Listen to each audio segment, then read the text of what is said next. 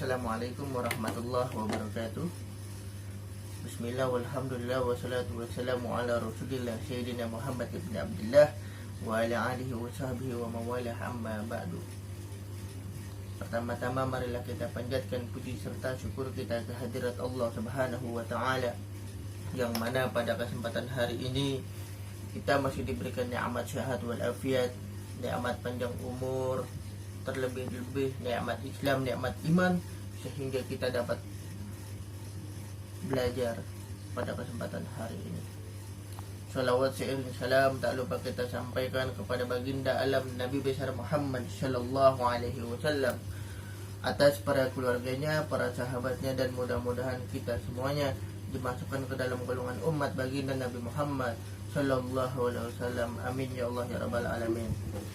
Oke, siapa yang tidak masuk hari ini, mudah-mudahan masuk semua ya. Amin ya Allah ya Rabbal. Oke, pada kesempatan hari ini kita akan membahas tentang Khalifah Utsman bin Affan. Nah, Utsman bin Affan ini mempunyai biografi. Nama lengkap beliau Utsman bin Affan bin Al-As bin Umayyah. Kenapa bin Umayyah? Karena beliau itu adalah keturunan dari Bani Umayyah. Nah, dalam Bani Umayyah beliau itu adalah seseorang yang sangat kaya raya. Tapi beliau tidak sombong. Beliau mempunyai sifat yang sangat dermawan. Buktinya apa? Ketika beliau menjadi seorang khalifah di suatu daerah yang beliau pimpin, itu rakyatnya sedang dilanda dengan musim kemarau yang panjang. Lalu beliau membagikan apa?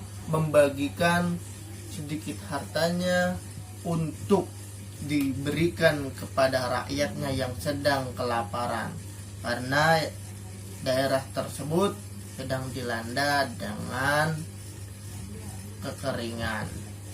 Baik, kita akan melihat secara sesama video yang akan saya tayangkan.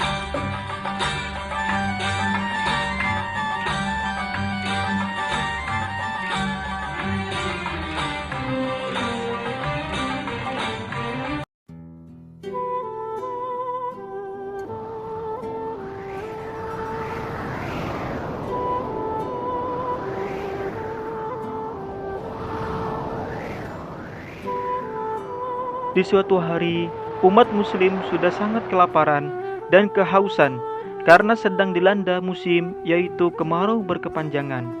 Sudah berbulan-bulan lamanya tak kunjung hujan, sehingga tanah dan pepohonan menjadi tandus dan mati.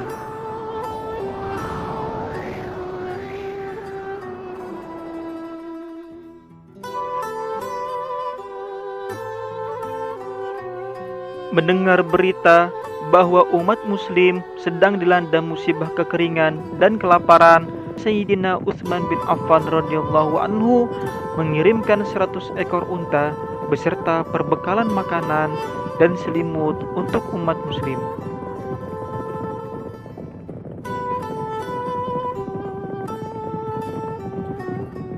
Beberapa sahabat mencoba membalas kebaikan Sayyidina Utsman bin Affan radhiyallahu anhu untuk menggantikan hartanya.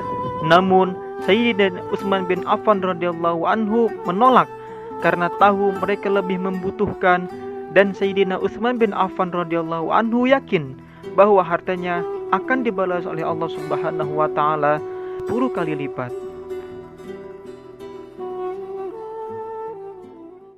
Oke, baik. Setelah kita lihat video yang ditayangkan tadi bahwasanya Khalifah Utsman bin Affan mempunyai sifat yang sangat dermawan. Salah satu kriteria yang dianggap oleh Allah Subhanahu wa taala sebagai orang yang bertakwa ialah dia yang selalu mendermakan hartanya. Sehingga di dalam Al-Qur'an disebutkan dalam Quran surat At-Taghabun yang berbunyi, A'udzu billahi minasy syaithanir rajim. Bismillahirrahmanirrahim. Fattaqullaha wastata'tum wasma'u wa'ati'u wa anfiqu khairan li anfusikum. وَمَنْ يُوقَ شُحَّ نَفْسِهِ فَأُولَئِكَ هُمُ الْمُفْلِحُونَ. Yang artinya, maka bertakwalah kamu kepada Allah Subhanahu wa taala menurut kesanggupanmu, dan dengarlah serta taatlah, dan infakkanlah harta yang baik untuk dirimu, dan barang siapa dijaga dirinya dari kekikiran, mereka itulah orang-orang yang beruntung. Quran surat At-Taghabun ayat 16. Itulah tadi ayat Quran surat At-Taghabun ayat 12 yang menjelaskan tentang sifat dermawan. Ketika menjadi Khalifah Utsman bin Affan itu dipilih melalui hasil musyawarah dan dipilih oleh petinggi muslim. Sebab sebelum wafatnya Khalifah Umar bin Khattab, memerintahkan dibentuknya Majelis Syura yang beranggotakan 6 orang. Mereka adalah Ali bin Abi Thalib, Utsman bin Affan, Sa'ad bin Abi Waqqas, Abdurrahman bin Auf, Jubair bin Awam, dan Thalhah bin Ubaidillah. Tugas tim ini adalah menentukan orang yang layak menjadi khalifah jika Umar telah meninggal. Setelah Umar wafat, terjadilah perdebatan yang cukup lama dan akhirnya penentuan khalifah dilakukan melalui pemungutan suara terbanyak. Saat itu suara kaum muslimin terbagi dua, yakni untuk Ali dan Utsman. Ali bin Abi Thalib sendiri beserta Sa'ad dan Jubair bin Awam memilih Utsman bin Affan. Akhirnya yang lain pun mengikuti mereka. Utsman bin Affan pun menjadi khalifah pengganti Umar bin Khattab. Peristiwa tersebut terjadi pada tahun 23 Hijriah atau 644 Masehi. Oke, baik, selanjutnya yang kedua itu ada prestasi besar. Prestasi besar itu ada 4. Yang pertama adalah pembebasan dan perluasan wilayah. Pada periode ini, seluruh Khurasan berhasil ditaklukkan. Demikian pula Afrika sampai Andalusia. Negeri-negeri Khurasan ditaklukkan pada tahun ke-30 Hijriah, sehingga banyak terkumpul infak, penghasilan, dan harta dari berbagai penjuru. Allah Subhanahu wa taala memberikan karunia yang melimpah dari semua negeri kepada kaum muslimin. Pada tahun 32 Hijriah, Abbas bin Abdul Muthalib, Abdurrahman bin Auf, Abdullah bin Mas'ud, dan Abu Darda wafat. Orang-orang yang pernah menjabat sebagai hakim di negeri Syam sampai saat itu ialah Muawiyah bin Abu Sufyan, Abu Dzar bin Jundab bin Junadah al-Ghifari, dan Zaid bin Abdullah. Pada tahun ke-33 Hijriah, Abdullah bin Mas'ud bin Abu Sarh menyerbu Habasyah. Nah, selanjutnya ini ada pembukuan Al-Quran. Mushaf yang telah dikodifikasi di zaman Abu Bakar As-Siddiq ada di tangan Umar bin Khattab, lalu berpindah kepada Hafsah. Umar kemudian diminta oleh Khalifah Utsman bin Affan. Beliau membentuk tim yang terdiri dari Zaid bin Sabit sebagai ketua, Abdullah bin Jubair, Sa'ad bin As, dan Abdurrahman bin Haris. Tim tersebut diberi tugas untuk menyalin naskah yang asli dengan dialek Quraisy dan menyeragamkan susunan surah-surah. Setelah selesai, naskah yang asli dikembalikan kepada Hafsah dan salinannya dikirim ke beberapa wilayah yang telah dikuasai. Untuk naskah-naskah yang sebelumnya terdapat perbedaan dalam cara membacanya.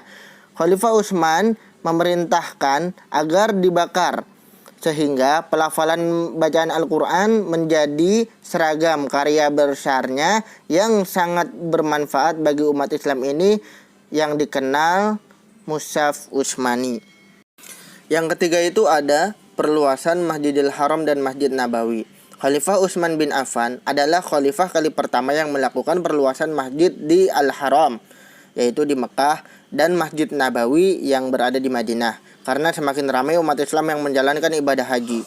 Pada tahun 26 Hijriah, Khalifah Utsman bin Affan melakukan perluasan Masjidil Haram dengan membeli sejumlah tempat dari para pemiliknya, lalu disatukan dengan masjid. Tahun 29 Hijriah, negeri-negeri lain berhasil ditaklukkan.